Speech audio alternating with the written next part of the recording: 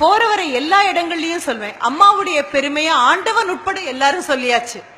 தாயுடைய பெருமையை சொல்லாம யாரும் போனதில்லை. அது மனித உருவத்துல வந்திருக்கக்கூடிய தாயாக இருந்தாலும் சரி, அல்லது பூனையோ நாயோ காக்காயோ குருவியோ எந்த இனத்துல தாய்மை ஏற்றுக்கொண்ட அந்த பெண்ணாக இருக்கக்கூடிய எல்லாவற்றையும் புகழ்ந்து புகழ்ந்துதான் காலங்காலமா பேசிட்டே வரும். ஆனா தந்தை அப்படின்னு சொல்லக்கூடிய ஒரு நபர் குடும்பத்தினுடைய வேர் மாதிரி இருக்கக்கூடிய நபர். யாரும் இந்த வேரை பாராட்டினது கிடையாது. வேர் இருட்டுக்கு மட்டும்தான் சொந்தம், வேர் உழைப்புக்கு சொந்தம். இந்த இருட்டுக்குள்ளேயும் உழைப்புக்குள்ளேயும் இருக்கக்கூடிய தந்தையை பாராட்டுறதுக்கு அப்படின்னு யாரும் வந்தது கூட கிடையாது. நீங்க மரம் பச்சையா இருக்குன்னு சொல்லுவீங்க, ஆஹா கிளை எவ்வளவு ஆரோக்கியமா இருக்குன்னு சொல்லுவீங்க, இலைகள் எவ்வளவு பசுமையா இருக்குன்னு சொல்லுவீங்க, பூ எவ்வளவு அழகா இருக்கு, மொட்டை எவ்வளவு அழகா இருக்கு, காய் எவ்வளவு ஆரோக்கியமா இருக்கு, கனி எவ்வளவு சுவையா இருக்கு அப்படின்னு கை கொட்டி நாம அத்தனை பேரும் பாராட்டுவோம். பக்கத்துல நின்று புகைப்படம் கூட ஏத்துக்குவோம். ஆனா எதை மறந்து போயிடுவோம் தெரியுமா? அந்த மரத்துல சாஞ்சு அதனுடைய உறுதியை பத்தியும் அதனுடைய அழகை பத்தியும் வனப்பை பத்தியும் அது தரக்கூடிய நிழலை பத்தியும் பேசும் பொழுது வெயில் அதிகமாகத்தான் நிழல் இன்னும் அதிகமாக விழும். வாழ்க்கை இன்னும் கடுமையாகும் போதுதான் இருட்டுக்குள்ளேயும் வெளிச்சம் இல்லாத, கைதட்டல் இல்லாத, பாராட்டு இல்லாத பாறாங்கல்லுக்கு இடையில புகுந்து புகுந்து போராடி வேர் ஓடினா மட்டும்தான் அந்த மரம் அப்படி நிக்க முடியும்.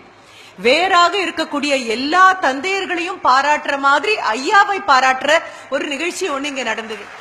உண்மையாகவே அப்பாவோட இன்னைக்கு காலையில சண்டை போட்டுட்டு வந்த குழந்தைங்களாக இருக்கலாம்.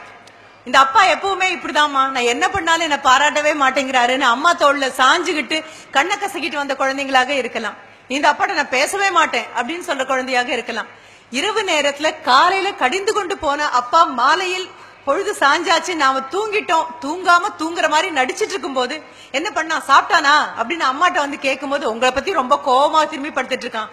அம்மாவுக்கும் அப்பாவுக்கும் நடக்கக்கூடிய உரையாடல் காதல கேட்டாலும் அப்பா கிட்ட கோபம் இருக்குன்னு திரும்பி படுத்துட்டு தலையணைக்குள்ள முகத்தை புதைச்சுக்கிட்டு வந்து என்ன தொடட்டும், தலையை தடவி கொடுக்கட்டும் அப்படின்னு காத்துட்டு இருக்கக்கூடிய குழந்தைங்க உட்பட அத்தனை பேருக்கும் இங்க மேடையில ஒரு தகப்பனுடைய பெருமையை சொன்ன பொழுது கண்டிப்பாக கண்ணோரத்துல ஈரம் கசிஞ்சிருக்கும். என்ன காரணம் அப்படின்னா, கொண்டாடப்படாம நீங்களும் நானும் கொண்டாடணும்னு காத்து நிக்காம அம்மா மாதிரி என்னுடைய குழந்தைன்னு 10 மாசம் சுமந்து பெற்ற கணக்கு மீண்டும் மீண்டும் சொல்லாம தோள்லையும் மனதிலையும் கனவுலையும் தூக்கி நடக்கக்கூடிய இறைவனின் ஒரு உருவம் ஒண்ணு இருக்கும் அப்படின்னு சொன்னா எல்லார் வீட்லயும் உலவிட்டு இருக்கக்கூடிய நெடும் தூணாக அஸ்திவாகமாக இருக்கக்கூடிய தந்தை தான்.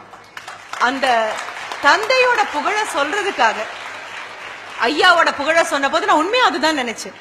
எல்லார் மனதுமே ஒரு ஈரம் கசிஞ்சிருக்கும். அப்பாக்களோட கோவப்படாத நாட்கள் உண்டா, அப்பாவோட சண்டை போடாத நாட்கள் உண்டா? ஆனாலும் அம்மா எத்தனைதான் தோல்ல சாச்சுக்கிட்டாலும், அம்மா எத்தனைதான் இடுப்புல தூக்கி வச்சுக்கிட்டாலும், அம்மா எத்தனைதான் பார்த்து உணவு கொடுத்தாலும் தாண்டி போகும்போது அப்பா செல்லமா ஒரு தோல்ல ஒரு தட்டு தட்டினாரு அப்படின்னா ஒரு மாசத்துக்கு தாங்கும் அந்த அன்பு.